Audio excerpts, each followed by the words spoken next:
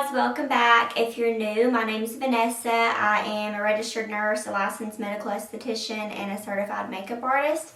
So today's video I'm going to be talking all about acne. I'm going to give you guys all the education, all the tools that you need to get on top of your acne and treat it. So if you're currently struggling with acne, just know I've been there, I get it, it absolutely sucks and it's so frustrating. My struggle with acne is actually what made me want to become an esthetician and led me now to become an aesthetic nurse, because it was just so frustrating to deal with. I absolutely hated my acne. It made me so insecure, and that's actually what made me get so much into makeup, because I was trying to cover up the acne with makeup, which if you have acne, you know that even when you wear makeup, it'll cover up the discoloration and stuff, but you can't really cover up the texture. So I'm actually really thankful that I struggled with acne so hard, because it led me into my dream career and my passion. So, I mean, it all worked out in the end, but if you're somebody who's struggling with acne and you feel like you've tried everything, you've done everything, and you just can't figure it out, I want to give you guys all of the tools, all of the education that I have to help get it under control. My acne journey's been kind of like an up and down battle. I'll clear it up and then it'll come back. I'll clear it up and then it'll come back. I just now feel like I've really got a grasp on how to keep it under control and not to have super severe flares anymore. So I'm so thankful for that. I feel like a weight has been lifted off my shoulders. So I really want to help you guys get there too. Without babbling too much, we're going to start off with education about acne. So there's two kind of overarching types of acne. There's your inflammatory acne and your non-inflammatory acne. Non-inflammatory is going to be your closed comedones, which are whiteheads, and your open comedones, which are blackheads. So both of these are not inflammatory. They're not going to be like red and irritated and angry, and they're not likely to leave behind any kind of scarring or anything like that. So these are a lot less severe, and most people have these. If they really bother you and you want to treat them, salicylic acid is a great option for this. I'm going to talk about that later on in the video. Now, your other type of acne, inflammatory acne, can be a little bit more severe. This is your papules, your pustules, your cysts, your nodules. So if you have cystic acne, these are like nodules or cysts that are really deep in the skin and can be really inflamed and irritated and cause a lot of scarring when they go away. If you have hormonal acne, which can pop up usually around your chin, jawline, down the neck, that falls in this category. Or if you just get like random pimples wherever on your face, that's also going to be in the inflammatory acne category. But regardless of your type of acne that you have, let's talk about what causes acne. So acne is caused by a buildup of sebum and dead skin cells, or keratinocytes, keratinocytes, however you want to say it. These build up in the pore and cause a blockage, and when that blockage happens, there's an inflammatory process that takes place in your body where all of these white blood cells and things come and rush to that site, and then that causes redness, inflammation, and can lead to scarring. Also, when you have a blockage in your pore, so everybody has bacteria on their skin. It used to be called P. acnes bacteria, now it's called C. acnes bacteria. So this bacteria is anaerobic, meaning that it can't survive with oxygen. So it's fine on your skin if there's no blockages, but once that bacteria gets down in the pore and then gets trapped by the sebum and dead skin cells, then it's in an anaerobic bacteria, and so it can grow, and then that's when it becomes a problem, is when you have the overgrowth of this bacteria. So like I'm going to talk about an ingredient later, benzoyl peroxide. So the way that it works is it introduces oxygen into the skin and makes it an aerobic environment. So there's oxygen on the skin, and that is going to kill the bacteria and then in turn help with acne. So there's a ton of different things that can contribute to this inflammatory process. One of the things is diet. So if you have a diet that is high in simple sugars or simple carbohydrates, foods that have a high glycemic load like breads and pastas, dairy products, especially skim milk, whey protein, processed foods, alcohol, inflammatory oils like canola oil, safflower, sunflower oil. All of these things increase your inflammation in the body and can actually affect your hormones as well, your androgen hormones, which is testosterone, which I'm going to talk about here in a second. But all of these things can increase that inflammation in the body and worsen your acne. So next is hormone imbalances. So this can be whether you're going through puberty, you're pregnant, you're going through menopause, if the foods that you're eating are causing an imbalance in your hormones, if your blood glucose is unstable, that can affect your hormones, that in turn affects your acne. Also, if you're taking steroids or testosterone, or if you're starting or coming off of a birth control, there's so many things that can affect your hormones and lead to acne. So I can either make a separate video about how to balance your hormones if you think your hormones are imbalanced. A girl that I really like to watch, I think she's from the UK, her name's Ebony Jane Nutrition. I'll try to link her channel down below, but she has a lot of really great educational videos on hormone balancing and foods to mitigate acne. Other causes can be just genetics, which is unfortunate, or lifestyle things, such as if you work out or go sweat and you don't shower immediately after, or if you don't change your bed sheets often enough, or your pillowcases especially, if you're reusing towels that can gather bacteria. It can be the skincare products that you're using. A lot of skincare on the market contain very comedogenic ingredients that can really irritate your skin. Avoid coconut oil if you're acne prone. That's my #1 tip to you. If you touch your face a lot, if you're super stressed out, if you pick at your skin a lot, that can cause a buildup of bacteria on the skin. And then also your hair care products. A lot of hair care products contain really emollient ingredients that can clog your pores. So I'm not saying don't use these hair care products, because like coconut oil can really clog your pores, but it's great for your hair. So I would just recommend when you wash your hair, trying to keep it off of your back and chest if you're prone to acne in those areas, especially your face. Just don't let it touch your skin if you can help it, and then clip it up off your back or wrap it up in a hair towel or whatever to keep it from touching your skin and getting those ingredients on your skin. So now let's talk about ingredients to look for when you're trying to treat your acne. I'm not saying that you need to use every single one of these ingredients. Your skin would probably be like the Sahara Desert if you used all of these at once, but different things work for different people, and depending on the cause of your acne and how your skin reacts to different ingredients, you can kind of mix and match, or if something's not working, try a different one. So these are just all the options. I'm just laying them out there for you. So the #1 ingredient is going to be a retinoid, so a vitamin A. This is going to be a retinol, a retinol, retinoic acid, any vitamin A derivative. I have a whole video on these that you can go watch that really breaks it down and goes into depth and gives tips on how to start using one of these, because they can be a little bit scary. They have some, side effects and whatnot. But these are going to be, in my head, the leading ingredient that you want to incorporate into your routine, because they just treat so many different aspects of that acne process that I was talking about. It's going to help with the stickiness of the skin cells, so your skin cells won't be able to stick together and block the hole as much. That sounds gross saying hole, doesn't it? It won't be able to stick together and block the pore as much. That sounds better. And then it also increases your skin cell turnover, so it brings those cells to the surface to shed more. So it's going to be a lot less likely to have that buildup and then the whole inflammatory process that causes the acne. And then you're also going to get the side benefit of helping with texture, anti-aging, pigmentation, a slew of other things too. So definitely incorporate a retinoid in your routine if you're not already. The next thing is salicylic acid. This is one of my all-time favorite ingredients. So this is going to be good to treat the non-inflammatory acne that I was talking about, but also the inflammatory acne. So salicylic is anti-inflammatory by nature, but also it's lipid soluble, and your sebum is lipids. So it can actually penetrate the sebum and all those dead skin cells, go into the pore, and then clean and clear out the pore. So it is fantastic for acne. I highly recommend incorporating salicylic acid into your routine if you have acne and you haven't tried this already. Next is benzoyl peroxide, which I also love.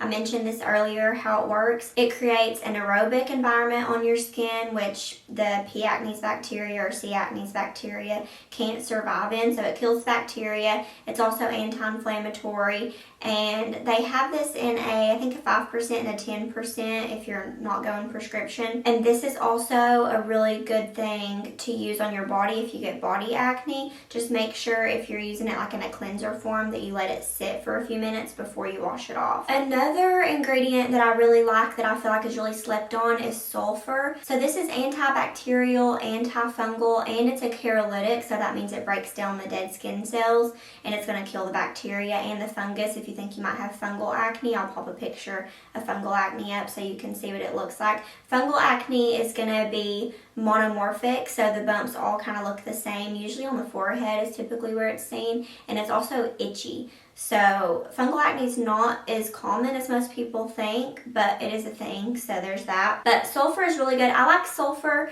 used in mask form, so you just put it on, leave it for a few minutes, and then rinse it off like once a week or so.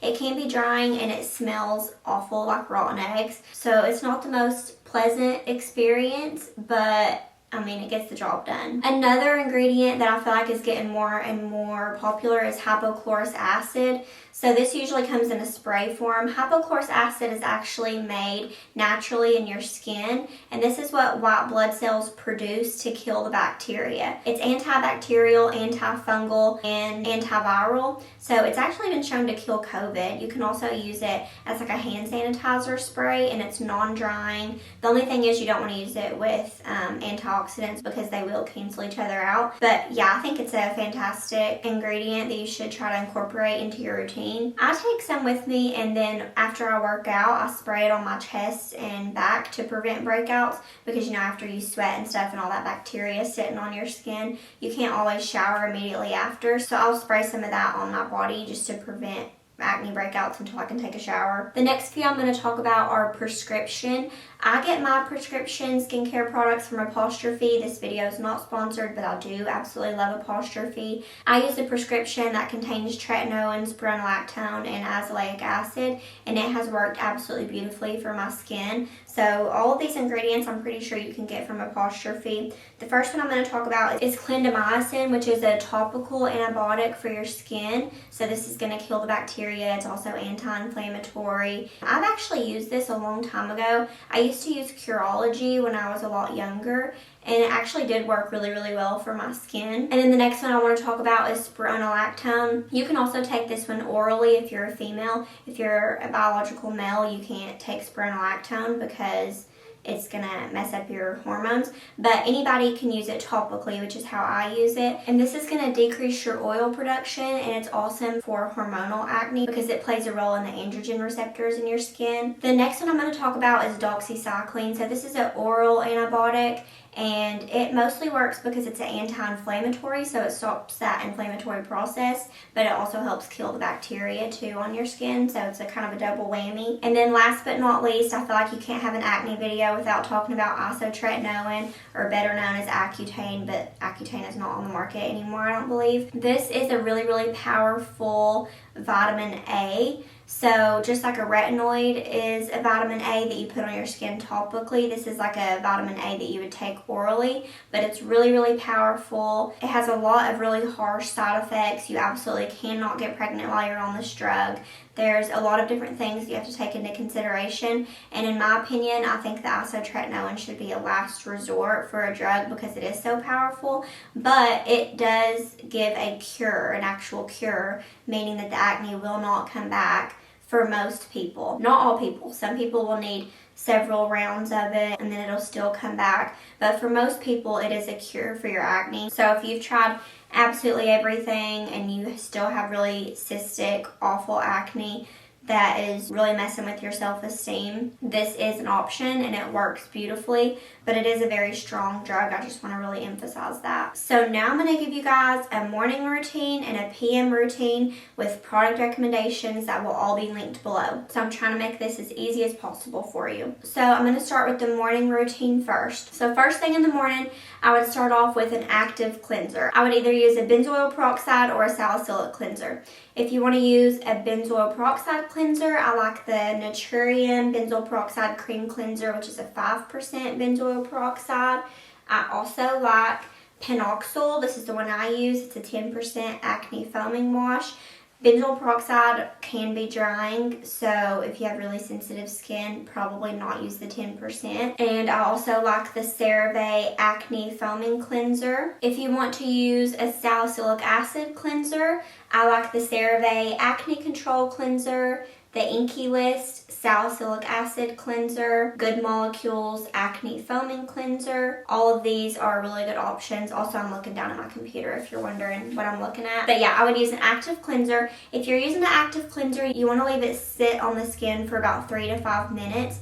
Don't just put it on, rinse it off, because it's not going to have time to do its thing. So let it sit on the skin for a few minutes, then rinse it off. So then you're going to pat your skin dry with a new towel, either one of those disposable towels or a washcloth that has been washed in the washer. You don't want to reuse your face towels because it's going to harbor bacteria and can lead to further breakouts. Then you can go in with your serums or your treatments. So you can either do a hypochlorous acid spray. I like the Tower 28 spray or the Skinsmart hypochlorous acid spray. Both of these are fantastic. Like I said, you don't want to use a hypochlorous with an antioxidant, so don't use it with like a vitamin C or something like that, because you're just going to cancel out the products and be wasting your money. So use it on its own and then just go in with your moisturizer and SPF on top and call it a day. You can also use the Ordinary Soothing and Barrier Support System. I recommend using really hydrating, nourishing products during the day, because at night you're going to want to use your treatments, and the treatments can be really damaging and drying. So you want to kind of replenish your moisture and let your skin heal during the day, and then use your stronger treatment products at night. So I like the Ordinary. It has a ton of anti-inflammatory ingredients in it. You could also use the Peach Slices Redness Relief Soothing Serum. This one's also packed with anti-inflammatories and can help calm the skin and repair your skin's barrier. Then you want to go in with your moisturizer. So I feel like a lot of people assume that if you have acne, you automatically have oily skin, which is not always the case. So I gave a variety of different moisturizer options for if you have dry skin or oily skin. The first one I'm going to start with is the Vanicream Daily Facial Moisturizer. This one is just a really solid moisturizer. It is non-comedogenic, it's not going to break you out, and it's kind of in the middle. It's not like a super lightweight gel moisturizer, but it's also not really heavy and greasy either. So this one's just really solid. It's the one I use currently and I really like it. You could also use, I have 2 recommendations from Peach Slices. I actually have a lot of recommendations from the Peach Slices brand because they just have a lot of really good products. But they have an oil control mattifying moisturizer if you are somebody who's super oily and wants to moisturize your skin but doesn't want to look greasy. That one's a good one. Another really lightweight moisturizer is the Peach Slices Snail Rescue All-in-One Oil-Free Moisturizer. That one's really good, lightweight. It's not going to make you greasy or anything, but it does do a good job of hydrating. You could also use the Dew, I think it's called the Instant Air Moisturizer. That one is lighter weight, but it's still very, very nourishing. Or if you want a thicker moisturizer, I like the Dew Instant Angel, just their original moisturizer. That one I've talked about before. It is so good. It is pretty thick, so if you have dry skin, you'll like that one more. Or if you have like a damaged skin barrier, your skin's irritated, that one is amazing. Then you can't skip this part. I have been guilty back in the day when I was breaking out. I didn't want to use an SPF because I was afraid that it would break me out worse. But y'all, it's not going to break you out if you use one that has non-comedogenic ingredients and that is good quality. I'm going to recommend a few right here. You have to use your SPF because you should be using it regardless, but especially if you're using like a retinoid, salicylic acid, these can make your skin a lot more sensitive to the UV rays, and it can really damage your skin. And if your skin is damaged and your barrier is damaged, then it's not going to be able to perform as well as it should, and it's going to lead to more acne and irritation. So don't skip your SPF. It's super important. I like the Beauty of Joseon. I'm probably pronouncing that wrong, but it's I think it's called Relief Sun SPF 50. That one's fantastic. I also like the Isntree Hyaluronic Acid Watery Sun Gel. That one is super hydrating if you're dry. I like the Color Science Sun Forgettable Total Protection Face Shield Flex SPF 50. This one is like a tinted moisturizer, but it also gives a decent amount of coverage. It's kind of like a SPF foundation, but I love that product. And then also the Dermatology Universal Tinted Moisturizer. This one has a very, very sheer tint, but it does even out your skin and just make your skin look better. So now let's talk about your PM routine. So for the PM routine, I recommend using just a gentle, very basic cleanser instead of your acne cleanser, because we're going to be going in with our treatments and stuff during the nighttime. So keep it simple. You don't want to dry your skin out or strip your skin, because it's going to lead to more oil production, more acne, irritation. You don't want that. So first I would go in with an oil cleanser. I like the Oat Cleansing Balm from the Inkey list. The cleanser that I always go back to is the Vanicream Gentle Facial Cleanser for sensitive skin. Very basic, does a great job of removing sunscreen and makeup. It's not going to break you out, non-comedogenic. 10 out of 10, solid cleanser. Then you want to go in with your treatment. So like I said, I highly recommend a retinoid. I like the Geek and Gorgeous A-Game Retinal or retinaldehyde. They have, I think, 2 different strengths. So this is where I would start if you've never used a retinoid before or if your skin's really sensitive. Also, I like adapalene for acne. It's well studied for acne treatments. It is a over-the-counter retinoic acid. You can also use a prescription retinoic acid, like a tretinoin, so I use the one from Apostrophe. And then on the nights that you don't use your retinoid, you can use a salicylic acid treatment. A really popular one is the paula'schoice 2% BHA. I use and love this one. There's also the, what's it called? Peach Slice's Acne Exfoliating Toner. I also use this one. It's a little bit more gentle, I would say, than the Paula'schoice one, but it still works really well. If you want to give Sulfur a shot, I like the De La Cruz Sulfur ointment. So you use this like a mask. You put it on, leave it on for 10 minutes, and then rinse it off. You can also use it as a spot treatment if you have just like a spot here or there. And I would only do this like once or twice a week tops, and don't do it the same night that you use your retinoid. Then you want to go in with your moisturizer. So you can use any of the moisturizers that I talked about earlier. And that is all for your AM PM routine. So other things besides your skincare routine that you can do to help treat your acne is using an LED light. I recommend an at-home device so that you can use it 4 or 5 times a week. Blue light is really the star pupil when it comes to acne, but red light can also help. You can also get hydrofacials. I would recommend about once a month or once every other month. These can be really great. You could do chemical peels. Just be careful if you're someone who is really prone to hyperpigmentation. Make sure you're going to someone who is experienced, knows what they're doing. I also recommend pimple patches. I like the Mighty patches that have hydrocolloid in them. Hydrocolloid just pulls all the gunk out of your skin. It's the same thing that's in a Band-Aid. So those work beautifully and keep you from like picking at your skin, and they work really quick too. Like you put them on at night, wake up, and your bump is flat. It's crazy. Also, make sure that you're washing your bedding and your pillowcases at least weekly. Try not to touch your face. Try not to pick. Try to have a non-inflammatory diet. Don't let your blood sugar go up and down. Try to decrease your stress levels. I know that can be a really hard one, but when you have an increase in stress, your cortisol also increases, and that can really play a role in the acne process. So try to do things that decrease your stress, whether that's meditate,